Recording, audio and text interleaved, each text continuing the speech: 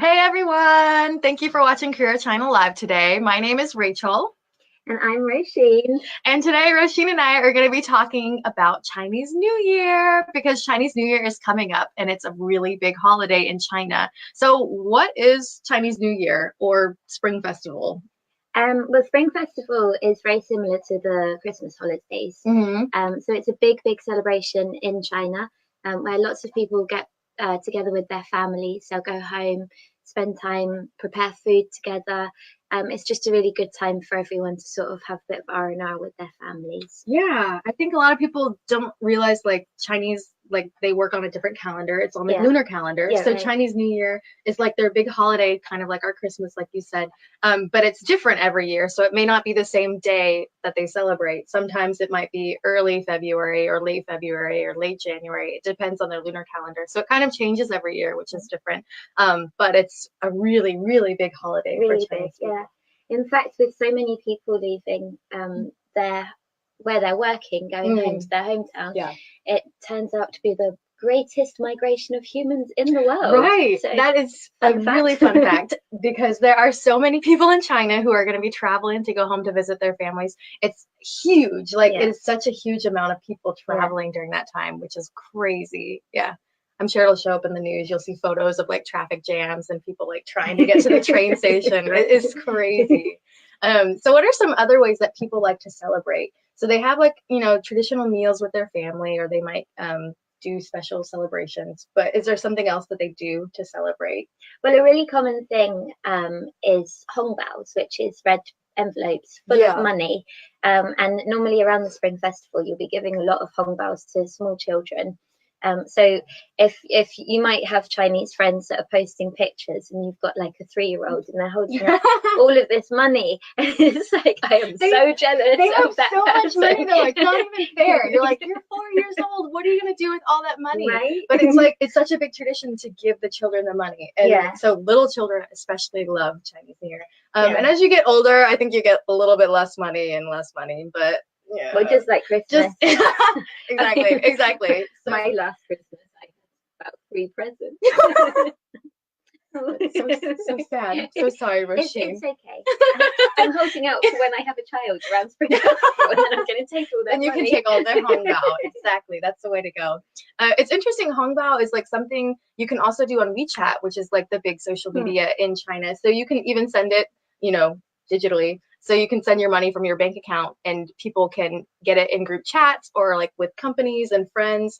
So like they play little games to win the lucky money or to win red money. So most of the time, traditionally, it is like an envelope you can hold with money inside, like stacks of 100s, but sometimes it will be like on your phone or like digitally on WeChat. Yeah, So it's interesting, yeah, how it's changed in that way with yeah, technology. yeah, yeah. Well, I think Mhm. as well, like work functions, sort of, we have things like Ding Talk or QQ or Mm. things like that. They've brought in Hongbaos as well, so it's sort of a big celebration, and you can like grab the money as well, and it links into a lot of the Chinese traditions and around Yeah, like Christmas right, party. right. Sorry, Spring Festival, Yeah, Spring Festival party.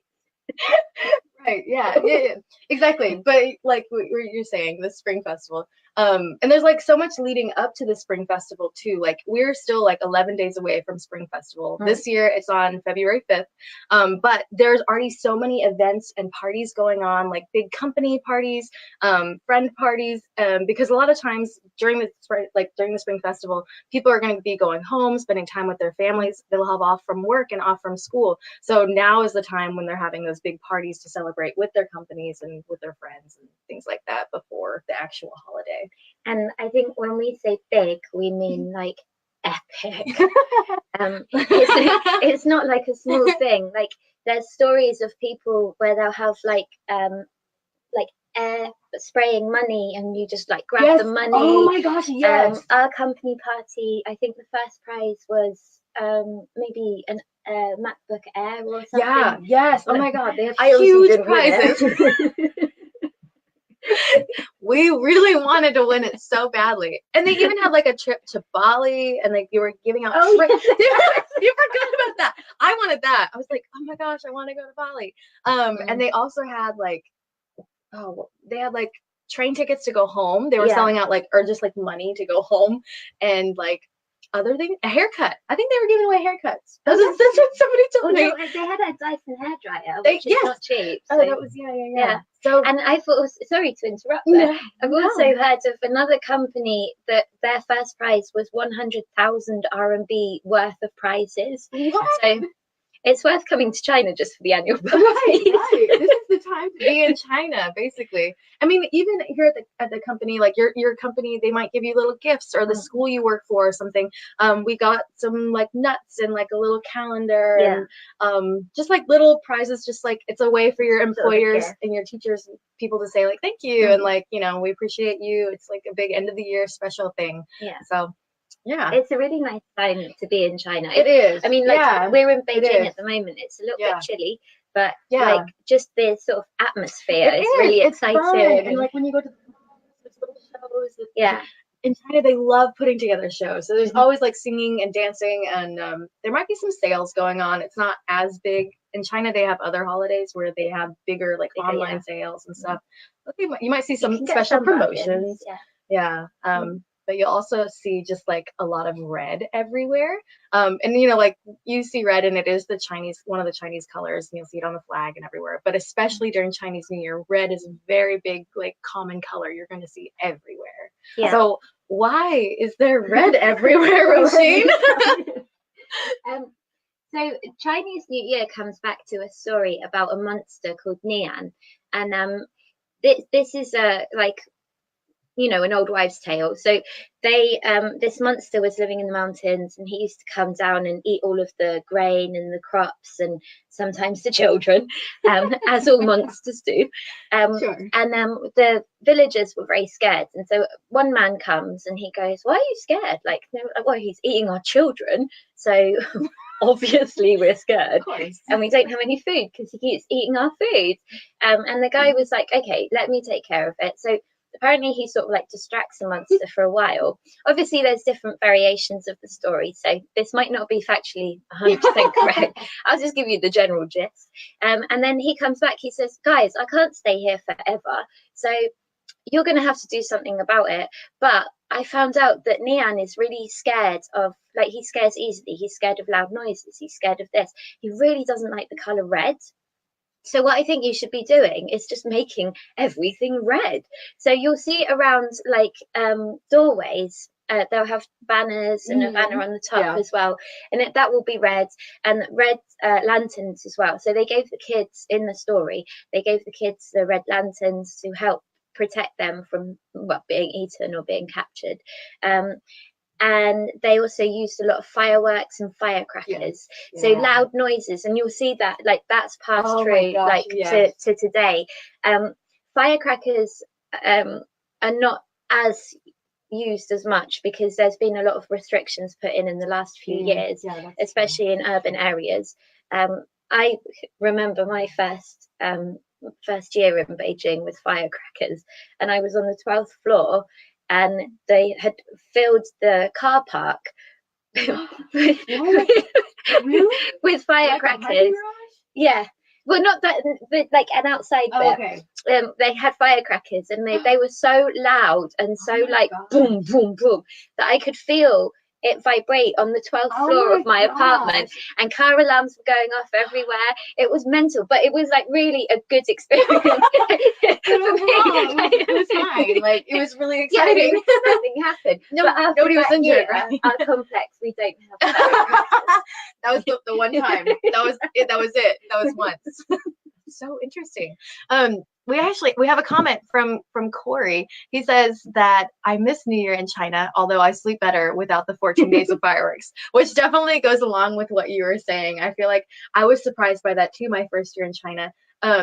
One thing though, when I first came to China, we would hear fireworks sporadically during all kinds of the time, or like all around the year. I don't know if you ever heard that, but I thought that was very strange. But then once it hits Chinese New Year, it's like even more. It's like all the time, constantly. So it might be a little bit hard to sleep, especially if you're in a big place like Beijing does it a lot.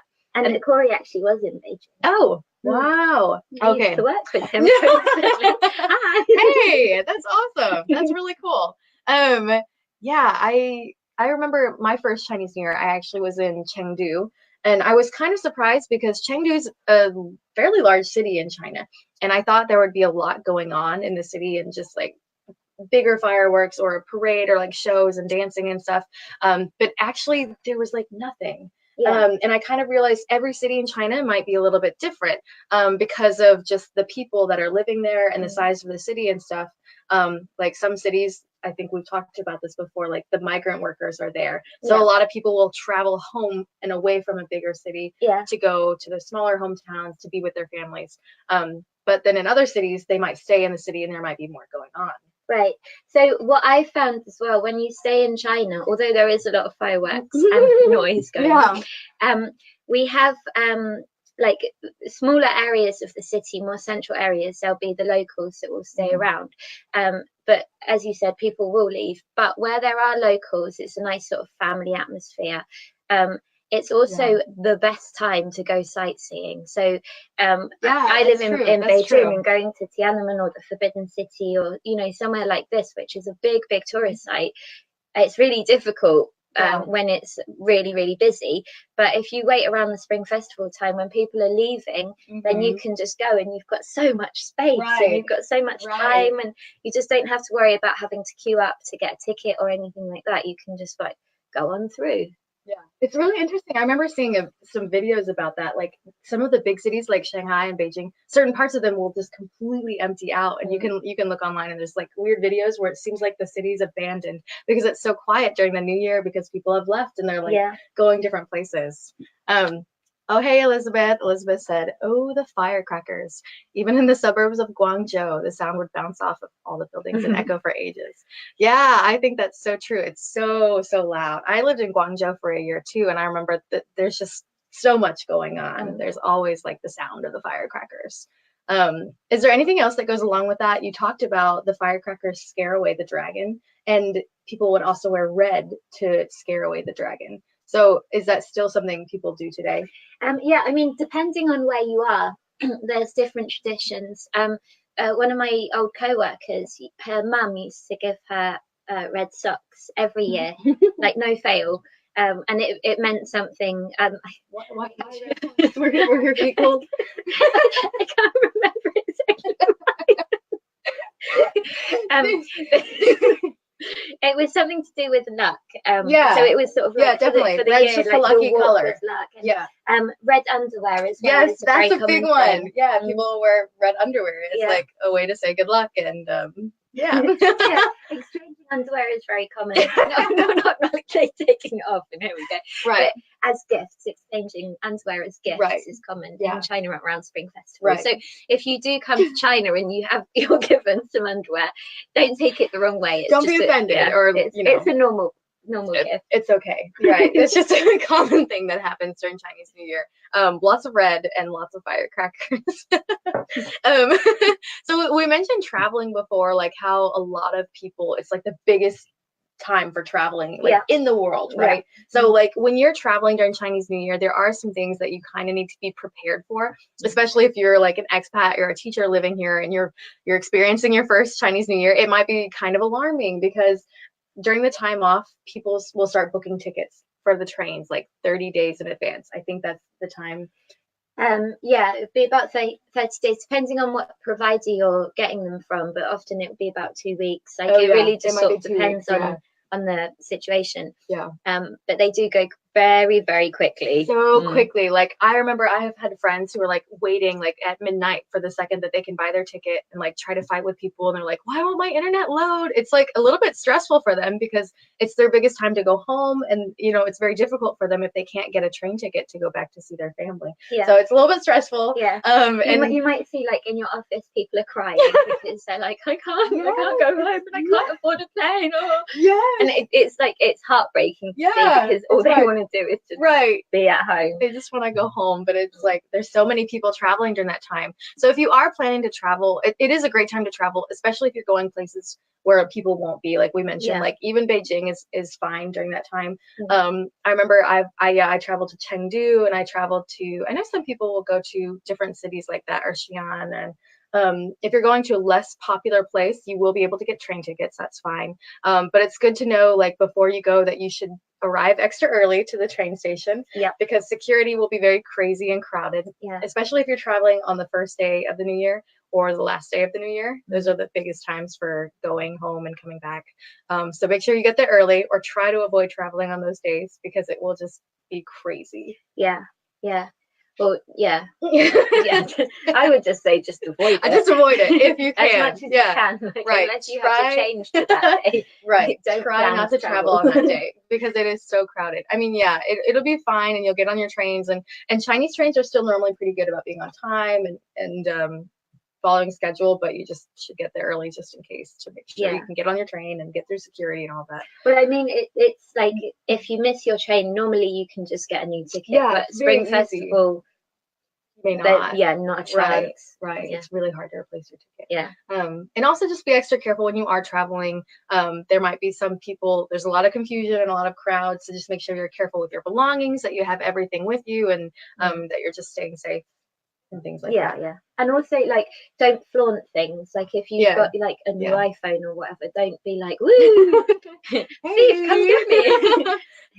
So yeah, just be sensible. Yeah, just be cautious. And similar to that, like, if you're choosing to travel during Chinese New Year, but you're not wanting to buy a train ticket, a lot of people will opt to fly. And flying, like, there's normally a lot of plane tickets. It's normally more expensive, and a lot of people don't want to fly. So buying plane tickets is not as difficult as it is to buy a train ticket during the time. Having said that, though, the security will be tight, like it is at the train station, and there will be more delays, just because there's more security and checks. Yeah, so definitely just make sure you're careful during traveling and be prepared. So we talked a little bit about some traditions before, like with the hongbao and with wearing red, but there are other traditions that people have, or some kind of like taboos or things that will help bring them luck. Superstition. Yeah. Kind of like in Western culture, we have certain things about, like, don't break a mirror, it'll give you 7 years bad luck, things like that. So in China, they also have a lot of like traditions or superstitions surrounding Chinese New Year, and there's some really fun ones. I remember when I was teaching, your students will tell you things about like what their grandparents have told them from older traditions. Have you heard any interesting ones? Well, one thing that sticks with me is around the Spring Festival, men need to get their hair cut before a certain time, otherwise it will bring bad luck to their uncle, or something will happen to their uncle. And so not so much now, but like a few years ago, you would see people queuing on the streets, like, to go to the barber because they had to get their hair cut before this time. And I thought that was I never read that one before. Not like bizarre, but like, I think it's funny. I've never seen something. You'll see like lines of people like outside the barber shop because they have to do it before New Year's Day. I don't know if it's before New Year's Day or like a certain amount of days. Yeah, that's so interesting. My students always told me, like, you can't like wash your hair on New Year's Day, and you can't break something on New Year's Day, and you also can't take the trash out on New Year's Day, because it's something about, like, before New Year's Day you're supposed to do all of that and bring out the bad luck, take out the garbage, sweep the floors, and then actually on New Year's Day you're supposed to, just enjoy the day and not be worrying about bringing out the old. You've already done that. It's the new, so it's time for the new year. And like, you'll also see in the workplace, people will be either asked or people will clear their desk space, and like it's sort of like a fresh start to the new year. Yeah, exactly. It's a good way to look at it, but like making sure that you don't keep any bad luck from the previous year in there. Right. Bringing in the new. So like, I know in different cities or even different people with their families might have different traditions. Like some people I've asked about those things they've never heard of, because in different regions of China it might be celebrated differently, or they might have different things for their own personal family. But I do know there are certain things nationally, like China will celebrate, like they will have a gala on TV on New Year's Eve. That's where, like, it's kind of like our New Year's Eve, where they have a big countdown, they have special performances, they invite all these Chinese celebrities. It's really fun, and you can kind of see how they enjoy the celebration, with the dancing and singing. So a lot of families will like have the gala on when they're like having their New Year's Eve like meal or dinner or something like that. It's like just the chance for families to come together, watch something together. Yeah. Similar to the Queen's speech in England on Christmas Day. Oh, we don't have that in America. I've never watched it. That's fun though. It's like the tradition though. Something special to kind of like it kind of unites the country, and you're kind of like, oh yeah, we're all bringing in the new year together, and we're celebrating, and yeah, that kind of thing. And actually, you see, like the gala replicated with the annual parties that you have at companies. Each department will come up and they'll do a performance. Maybe it'll be comedy, maybe it'll be like martial arts, or often a dance, or someone singing. Always a dance. They love that, like the shows and the performance. It's like a fun way to bring people together and to kind of do their own little mini gala and to get everybody involved. And people put so much time and energy into these things. Like, it's so cool to see. They put a lot of energy into like the production and planning their dances. And there's a lot of really popular Chinese apps like Douyin. It's like TikTok. If you've ever heard of that app, it's like people like create these little dances to popular music, and it's so cool to see like how they pull it together. It's amazing to see in one company how much talent there is. Yes, as well. Everybody can sing and dance. I mean, I can't dance and I can't sing. I can't hold a tune. I'm completely tone deaf. And I completely respect the people that can go up in front of everybody they work with. And they can do such a choreographed dance, and it actually looked like it could be professional. It looks really great. And like the singing as well, like you have like your co-workers who obviously are Chinese, like they're singing English songs, and you're just like, wait, wow. Why did I not know that you could sing?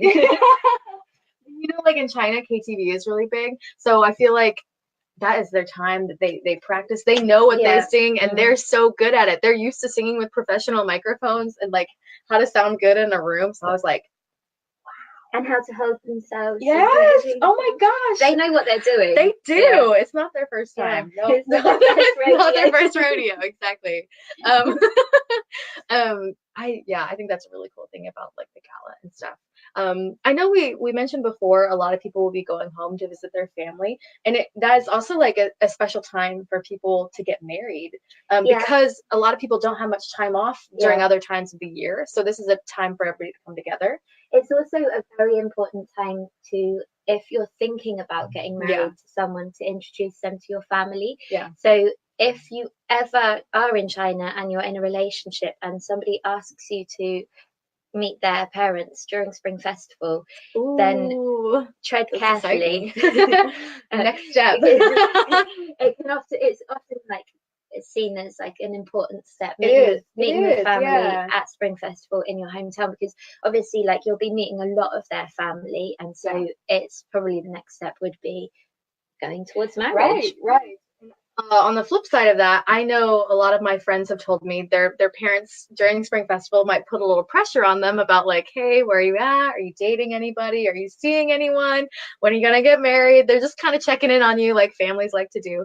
And a lot of my friends have told me they're like, I'm not dating anyone right now. I just want to focus on my career or other things. So I asked my friend to come join me and pretend to be my boyfriend or to pretend to be my fiance, just so my family will just stop asking me about it, which I thought that was funny. And it's so relatable, because I feel like even in America or other places, it's the same way. You go to holidays and people are asking, hey, how you doing?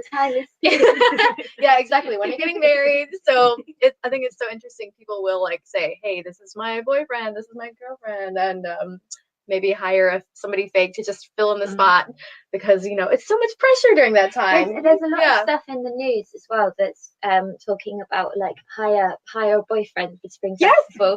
And I love that. It's if you want to make some money, then maybe by all means. I see advertisements on my WeChat about that. If anybody's curious.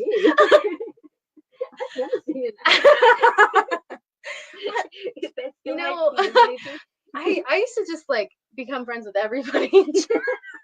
I would just give my WeChat away. I just wanted to be friends with everybody. So not really sure about who they are, but I've got connections. Yeah. all the right connections. Yes, exactly. This is what I'm here for. I actually have a story about this. I think it's sort of the pressure that parents put on their kids around Spring Festival. It's a lot, and like I think a lot of people can relate in a different way. Like some parents at home would be more sort of like pushing towards academic stuff, some people would be pushing towards relationships. So one of my old co-workers was talking to me, and I said, are you going home for Spring Festival? She was like, yeah, I probably will. I'm just a little bit worried because a couple of Spring Festivals ago I made up that I had a boyfriend, and then last year I made up we were engaged, and I still haven't found a boyfriend. So now I have to make up a breakup. It just gets bigger and bigger every. They still think that she's dating this guy. That's so funny. That's super funny. I love that. So you may hear a lot of stories about this, and like people stressing about buying tickets home, and also stressing about what their family are going to sort of think of them, or if they are bringing back their partner, then how they're going to react to that, because it is a big deal. Family has a big influence in relationships. It does, and like I know, like my friends would tell me they would like spend one day with their home family, and then the whole next few days of the spring festival they might go to one other family's house, then another family's house. Like it's a lot. It's a big time for them, so it's fun and it's like a big celebration, but it is like a lot. It can be some pressure, you know. It's just a lot preparing to get ready for spring festival. So there's lots of teachers actually and expats living in China who have celebrated Chinese New Year or about to celebrate their first Chinese New Year. And have there been any times or special ways that you have celebrated Chinese New Year in China? Like you've been living in China for a while. For a little bit. Shamefully, I've never actually experienced a spring festival with a Chinese family, but I've spent maybe 3 spring festivals in China. The other times I've been out of China. But it's the first year I went to Harbin to go to see the ice festival, and we got an 8-hour train up standing. That was an experience. No, you did a standing train for 8 hours. I've heard stories, being able to get a ticket. Oh my god, I've never actually. So we arrived and we got to the hotel that we were staying at just as it hit midnight. So of the New Year's Eve, and so the fireworks were banging. There were firecrackers everywhere. I felt like I'd gone into some sort of war zone. I was like, oh my god! But I'm fine. Get out. Okay. Was that your first year in China? First year in China. Oh my gosh! Yeah. Okay. So that was a great experience, and like I feel like that was my full immersion into sort of the spring festival. And then I've been in Beijing as well, so like I live just by Go Street, which is one of the biggest restaurant streets in Beijing. And just as like around New Year's and on New Year's Eve they'll have fireworks, or they used to, I'm not sure because I haven't been here the last couple of years, but they used to have really big fireworks display going all the way along the street, and it was really like beautiful, and like you could go outside and sort of hang out with all of your neighbors and be like, what's going on? Have you done anything? I've been in China for one Chinese New Year. So the first year I came to China, I also stayed here. I was in Chengdu, and I was also traveling a little bit, and I also went to Beijing. So that was actually really cool. Thank you. Yeah, I will say Beijing was very different than Chengdu. Chengdu, I was like traveling with friends, and we were staying in a hostel. And the hostel had like its own little party, and so no matter where you go, you'll find ways to celebrate and something to do. Like we made dumplings. Making dumplings is a very big tradition. Like a lot of families will make them together. Preparing food. Yeah, making the food together and preparing it. So we did that. We like watched the gala. And you know, there's a couple really cool streets in Chengdu. There's like always something interesting to see with the markets and stuff. But once I came to Beijing, it was definitely like so different than Chengdu. It was like much louder, fireworks everywhere, and it wasn't even near the first day of Spring Festival. It was like later on, because Spring Festival keeps being celebrated for like a while, a long time, a while, and then all the fireworks until they run out of fireworks to shoot off. So that was really cool, like to experience that and to see that, and you'll see like the dragon dances and things like that in different festivals and celebrations. So that was my Chinese New Year in China. But the past few years I've actually traveled outside of China during that time. Just like when you're a teacher or you're an expat here, that's awesome. It's like a good time for you to do something outside of China because it's very easy to like get very far, to see a lot of Southeast Asia, and to go many places.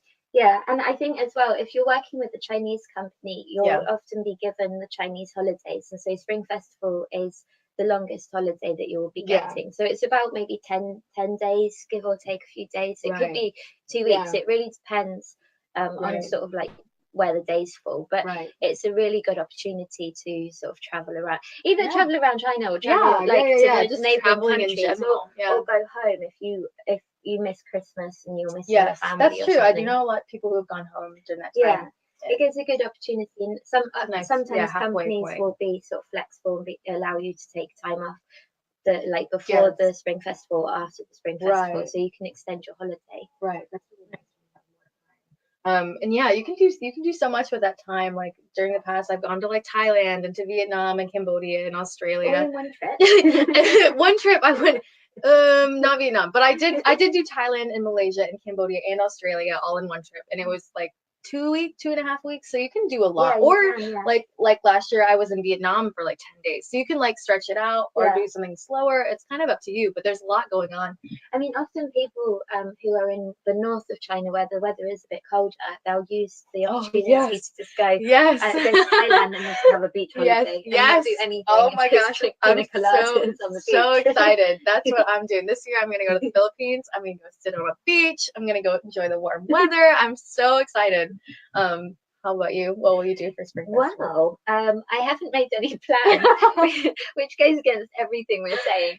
Hey, However, if you are planning to travel around Spring Festival, a good thing to do is, if you haven't made any plans, is to just look at flight prices, because you'll find yes, international flight yes, prices peak and then they will sink. So like you just yeah, have to get it at the right time right. and really time it well, and just sort of keep an eye on like things like Skyscanner, Oh yes, Trip.com Skyscanner and trip. stuff like that. Yeah, And you can really like get a good deal. yeah, So I'm totally. not holding out hope on that. I'm just really bad with planning. For a while. Yeah, So I you know. got the ropes. It's fine. It's fine.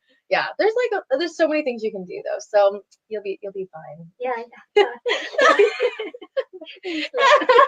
Yeah, it'll be fun no matter what you do during Spring Festival. There's always something going on in China or outside of China. Even when I was in Vietnam, Vietnam has their own kind of Chinese. They celebrate the Yeah. lunar calendar too, so they Yeah. have Tet. So if you travel in Southeast Asia, you'll find a lot of those countries are celebrating the New Year too in a different kind of way, maybe not Chinese way, but in their own kind of style. So that's kind of fun too if you're Yeah. wanting to experience a different kind of New Year on the lunar calendar. Yeah, there's lots of like the Asian countries, like surrounding countries would have not the same traditions, but sort of similar influences. Yeah, So yeah. you'll sort of, there'll be celebration around Yeah, wherever you go. right. Like in Vietnam, they still did the fireworks and they had like lots of special food. And I went to celebrate with one of my friends who was like from Hanoi, and like they had their own like local traditions, and it was very similar kind of feeling though, just celebrating. And yeah. I've just remembered something. I should have said Do earlier. tell. If you did stay in your city, I know in Beijing and some other cities have like fairs, so spring festival fairs. So you'll go to Yeah. your local park or something, and it'd be really Yeah. nice sort of community fair, and you can get something in the lead up to Spring Festival, which is one of my favorite things about China, is you get like candied hawthorns. So they're like little red Oh yeah. fruits, and they Yeah. put them on a stick. And it's like a toffee apple, but like lots of mini toffee apples. But you can also get strawberry ones. I never And tried the strawberry lovely. one. No, you should. They're really Yeah, I good. should try Yeah. that. But Yeah. yeah, you're missing out. But like it's sort of am. like you can have that, and it's like nice when it's colder weather, and sort of walking along, having a look at the different stalls in the Spring Festival Yeah. fairs. And Are there some in Beijing? yeah, so I've been to a couple in Beijing. One of the ones I can remember the most, because I saw an old student there, and he didn't recognise me. It was You're like waving at really him, and he's like, embarrassing. I was like, "Hey, who is this crazy girl? He's sort of like, what? I was in Ritan Park, so it's sort of like near Andingmen. Oh, Which okay. was Okay. nice sort of atmosphere. And Yeah. it's actually, the fairs are very big, Okay. and so Wow. yeah, good opportunity to find some like nice spring festival food, or like to get some decorations, or get, if it's a different animal of the year, like you can Yeah. often get sort of like cuddly toys of Oh the. my god. What, Rachel? I have one of those. I do have one though. Wow. So this is actually something our company gave us. So like you might get cute little stuff like this, like you mentioned. And this year is the year of the pig. So like most people know there is like a different animal every year, and people, it's kind of a fun thing, I guess, in Western culture to be like, what's your zodiac sign, or what's your animal, your Chinese New Year animal? So I'm actually a rooster. So it's pretty fun. and Rasheen. I'm a dragon. Wow. Which obviously is the best one for me. But anyways, every animal has got a different strength. Yeah. So you'll also find sort Yeah, of coming that's into a new year, people are planning, maybe married couples are planning to have their children in a certain year because different animals have different qualities that are attractive. So like the year of the horse is like you'll have strong, strong baby. I don't know. The year of the dragon, you'll have curly hair. Who knows? I'm joking.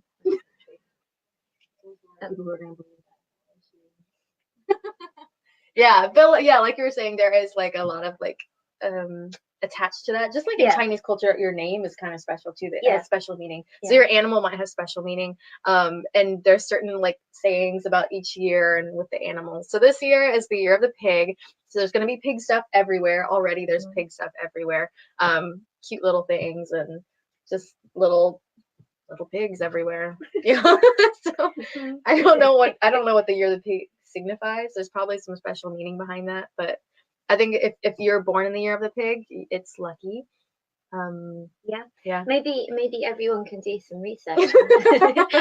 Yeah, get back to us. Tell us what is your animal and tell us what that means. We would be curious to see. Yeah. Anyways, yeah. So anyways, the animals are a big thing. So you'll see like last year was the year of the dog. It was the year of the dog, I think.